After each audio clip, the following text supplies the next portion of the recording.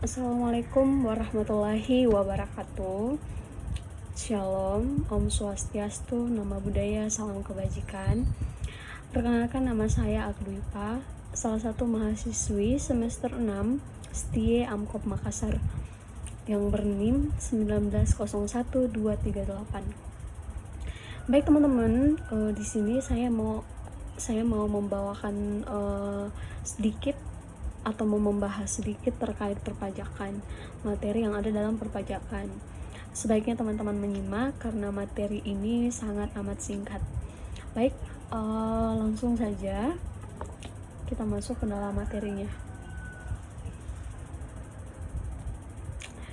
Baik, yang pertama itu adalah pajak penghasilan pasal 25, angsuran pajak.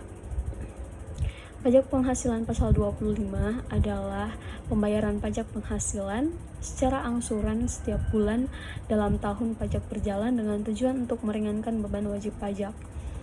Angsuran PPh 25 merupakan kredit pajak untuk pajak penghasilan terutang yang harus dilunasi dalam 1 tahun pajak.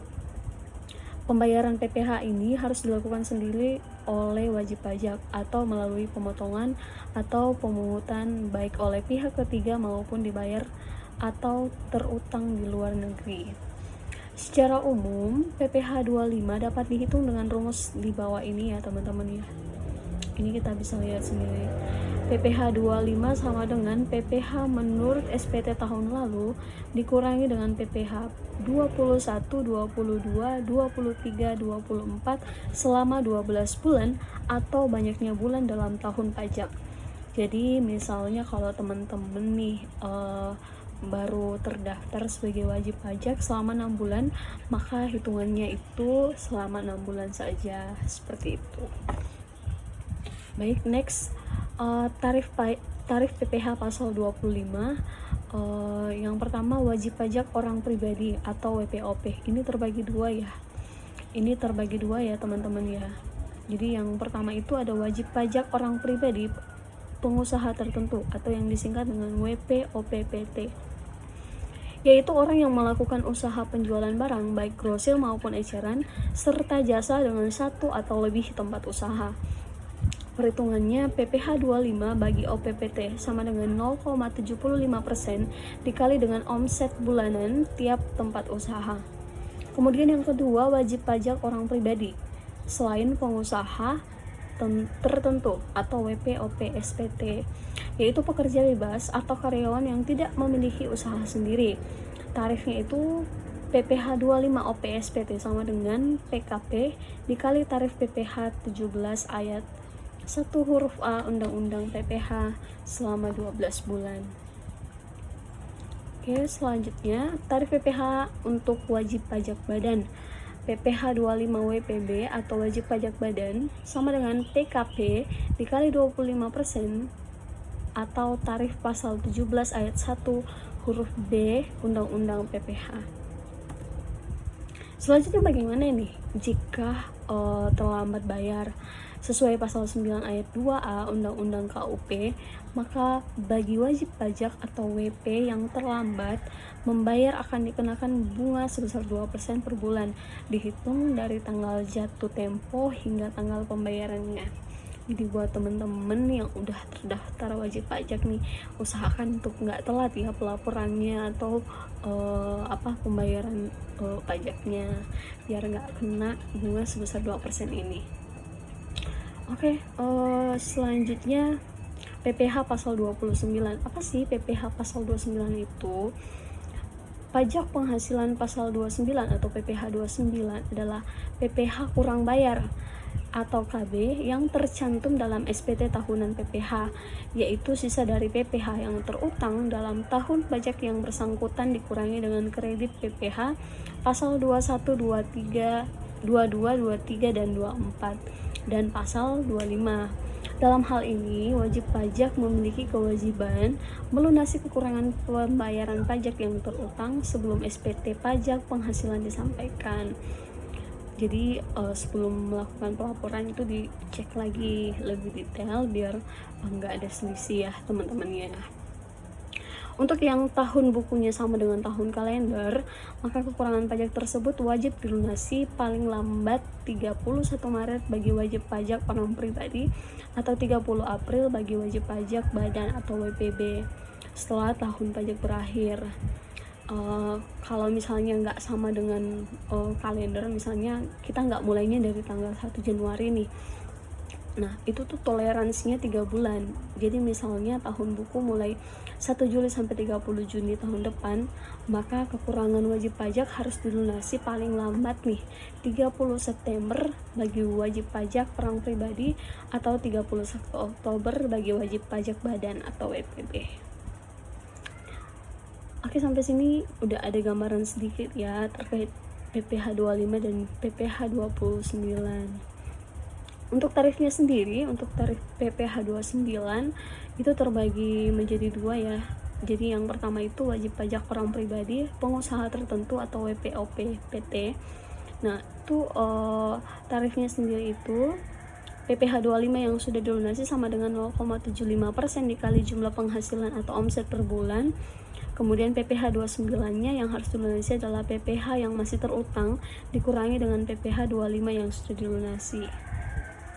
Kemudian untuk wajib pajak badan atau WPB, angsuran PPh 25 sama dengan PPh terutang tahun lalu dikali 12.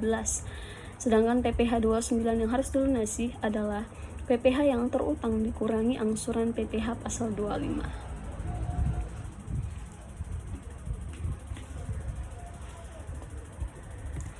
Selanjutnya kita masuk ke pajak pertambahan nilai dan pajak penjualan atas barang mewah. PPN dan PNBM. PPN dan PPNBM. Pajak pertambahan nilai dan pajak penjualan atas barang mewah, PPN dan PPNBM merupakan pajak yang dikenakan atas konsumsi daerah pabean di dalam negeri. Sedangkan untuk barang yang diekspor tidak dikenakan PPN atau 0%. Pajak pertambahan nilai PPN merupakan jenis yang tidak langsung dikenakan terhadap semua pertambahan nilainya dan dikenakan beberapa kali pada berbagai proses distribusi di daerah pabean untuk dipungut dan distor oleh pihak lain atau pedagang yang bukan sebagai penanggung pajak tetapi ditanggung oleh konsumen akhir.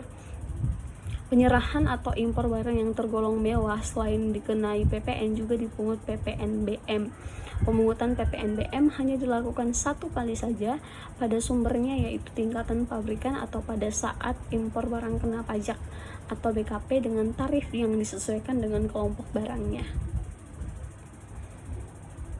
Selanjutnya, untuk PPN sendiri itu ada objek pajak pertambahan nilainya ya. Jadi untuk PPN sendiri ini ada objek-objek tertentu yang dikenakan ya, misalnya yang pertama itu penyerahan barang kena pajak atau BPK dan jasa kena pajak atau JKP di dalam daerah pabean yang dilakukan oleh pengusaha. Yang kedua, impor barang kena pajak. Yang ketiga, pemanfaatan barang kena pajak tidak berwujud di luar daerah pabean di dalam daerah pabean. Yang keempat, pemanfaatan jasa kena pajak dari luar daerah pabean di dalam daerah pabean. Yang kelima, ekspor barang kena pajak berwujud atau tidak berwujud dan ekspor jasa kena pajak oleh pengusaha kena pajak atau PKP. Tarif PPN sendiri menurut ketentuan Undang-Undang Nomor 42 Tahun 2009 Pasal 7, tarif pajak pertambahan nilai adalah sebesar 10%. Tarif pajak pertambahan nilai sebesar 0% diterapkan atas ekspor barang kena pajak berwujud, ekspor barang kena pajak tidak berwujud, ekspor jasa kena pajak. Tarif pajak sebagaimana dimaksudkan pada ayat 1 dapat berubah menjadi paling rendah 5% dan paling tinggi 15% sebagaimana diatur oleh peraturan pemerintah. Tapi sedikit penjelasan ya teman-teman ya, bahwa untuk saat ini ada perubahan tarif PPN di mana sebelumnya 10% kini menjadi 11%. Selanjutnya kita masuk ke pajak penjualan atas barang mewah atau PPNBM. Berdasarkan undang-undang PPNBM adalah pajak yang dikenakan pada barang yang tergolong mewah yang dilakukan oleh produsen atau pengusaha untuk menghasilkan atau mengimpor barang tersebut dalam kegiatan usaha atau pekerjaannya. Barang yang kena pajak yang tergolong mewah itu yang pertama barang yang bukan merupakan barang kebutuhan pokok. Yang kedua barang yang hanya dikonsumsi oleh masyarakat tertentu. Barang yang hanya dikonsumsi oleh masyarakat berpenghasilan tinggi dan barang yang dikonsumsi hanya untuk menunjukkan status atau kelas sosialnya.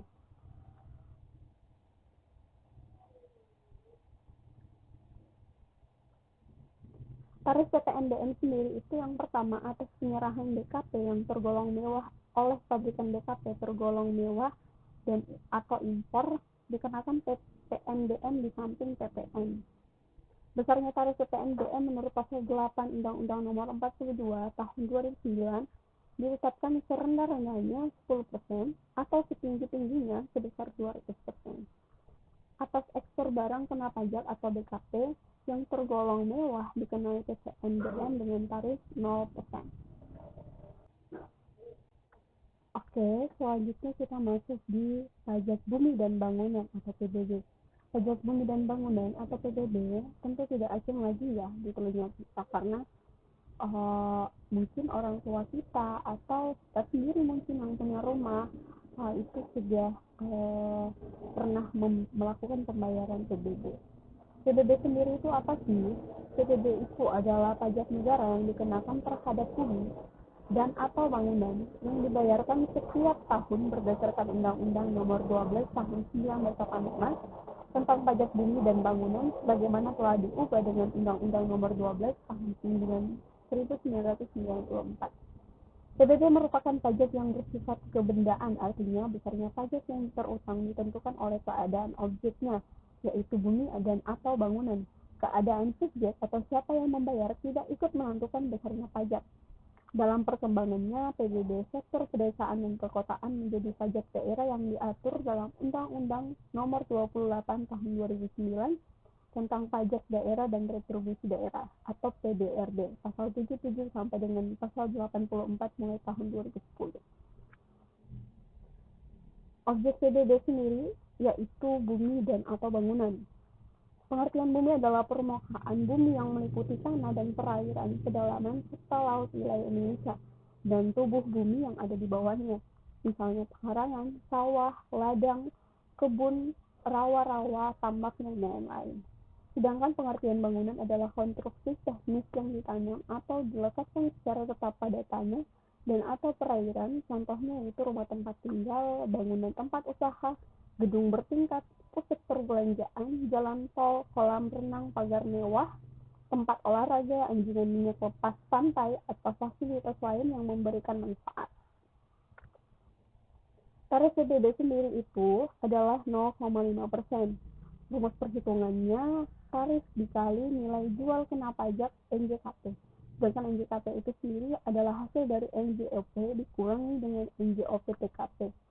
Jika NJKP-nya di bawah 1 miliar, maka tarif dikali 20% kali NJKP PBB sama dengan 0,5% dikali 20% dikali dalam kurung NJOP dikurang NJOP TKP sama dengan 0,1% dikali NJKP. Jika NJKP-nya di atas 1 miliar, maka 40% dikali NJOP dikurang NJOP TKP PBB sama dengan 0,5% dikali 40% dikali NJOP dikurang NJOP TKP sama dengan 0,2% dikali NJKP. Bagaimana nih jika kita nggak bayar PBB? Bagi wajib pajak PBB yang tidak melunasi pembayaran PBB sesuai dengan batas waktu yang telah ditetapkan, dapat dikenai sanksi denda administrasi sebesar 2% per bulan, maksimal selama 24 bulan berturut-turut, atau total denda administrasi sebesar 48%. Media pemberitahuan pajak yang terutang melewati batas waktu yang telah ditetapkan adalah dengan surat tagihan pajak atau STP. Jika dalam waktu 30 hari setelah STP terbit belum ada pembayaran dari wajib pajak, maka dapat diterbitkan surat paksa sesuai dengan pasal 13. Oke, kita masuk ke materi selanjutnya yaitu bea materai. Dokumen adalah kertas yang berisikan tulisan yang mengandung arti, maksud tentang perbuatan, keadaan, kenyataan bagi seseorang dan atau pihak-pihak yang berkepentingan. Benda materai adalah materai tempel dan kertas materai yang dikeluarkan oleh pemerintah Republik Indonesia. Pemateraian kemudian adalah suatu cara pelunasan bea materai yang dilakukan oleh pejabat pos atas permintaan pemegang dokumen yang bea materainya belum dilunasi sebagaimana mestinya. Tanda tangan adalah tanda tangan sebagaimana lazimnya dipergunakan, termasuk syarat teraan cap tangan, cap parat, teraan cap nama, tanda lainnya sebagai pengganti tanda tangan.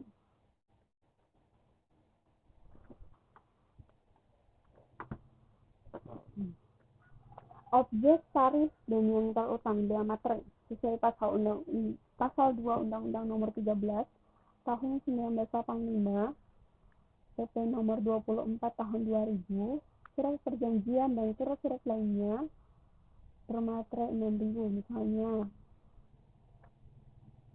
surat kuasa, surat hibah, surat wasiat, surat pernyataan dan lain-lain yang dibuat dengan tujuan untuk digunakan sebagai alat pembuktian mengenai perbuatan, kenyataan, atau keadaan yang bersifat perdata. Kemudian akta-akta yang dibuat PPAT termasuk rangkap-rangkapnya, akta-akta notaris termasuk salinannya. Surat yang memuat jumlah uang lebih dari 1 juta atau harga nominal yang dinyatakan dalam mata uang asli, yang menyebutkan penerimaan uang, yang menyatakan pembukuan atau penyimpanan uang dalam rekening di bank, yang berisi pengakuan bahwa utang uang seluruhnya atau sebagian telah dilunasi diperhitungkan, yang berisi pemberitaan saldo rekening di bank, surat berharga seperti wesel, promes, dan aset yang harga nominalnya lebih dari 1 juta. Aset dengan nama dan dalam bentuk apapun sepanjang harga nominalnya lebih dari 1 juta. Dikenakan bea materai sebesar 3.000 jika surat yang memuat jumlah uang dengan harga nominal lebih dari 250.000 tetapi tidak lebih dari 1 juta. Aset dengan nama dan dalam bentuk apapun sepanjang harga nominalnya lebih dari 250.000 tetapi tidak lebih dari 1 juta. Tidak dikenakan bea materai jika surat yang memuat jumlah uang dengan nominal tidak lebih dari 250.000. Aset dengan nama dan dalam bentuk apapun sepanjang harga nominalnya tidak lebih dari 250.000. Jadi maksudnya yang bermaterai 6.000 tadi adalah surat-surat yang nominalnya atau bernilai sebesar 1 juta atau lebih dari 1 juta. Sedangkan untuk materai 3.000 itu nominalnya antara 250.000 sampai dengan 1 juta. Sedangkan dokumen-dokumen yang bernilai di bawah dari 250.000 itu tidak dikenakan bea materai. Selanjutnya keberatan dan banding pajak. Keberatan sendiri adalah cara yang ditempuh wajib pajak jika merasa tidak puas atau kurang puas atas suatu ketetapan pajak yang dikenakan kepadanya atau atas pemotongan atau pemungutan oleh pihak ketiga. Syarat pengajuan keberatan yang pertama adalah diajukan kepada Direktur Jenderal Pajak atas SKPKB, SKPKBT, SKPLB, SKPN, pemotongan dan pemungutan oleh pihak ketiga. Surat keberatan diajukan terhadap satu jenis ketetapan pajak atau satu SKP, satu surat keberatan diajukan secara tertulis dalam bahasa Indonesia. Kemudian jumlah pajak terutang atau jumlah pajak yang dipotong atau dipungut atau jumlah rugi menurut perhitungan wajib pajak disertai dengan alasan-alasan yang jelas. Diajukan dalam jangka waktu 3 bulan sejak tanggal surat ketetapan pajak, tanggal pemotongan atau pemungutan kecuali terjadi keadaan di luar kekuasaan wajib pajak atau force majeure. Pengajuan keberatan tidak menunda kewajiban membayar pajak dan proses pelaksanaan penagihan. Jangka waktu penyelesaiannya sendiri itu Direktur Jenderal Pajak dalam jangka waktu paling lama 12 bulan sejak tanggal surat keberatan diterima harus memberi keputusan atau keberatan yang diajukan wajib pajak. Jika jangka waktu 12 bulan terlewati, maka keberatan dianggap diterima.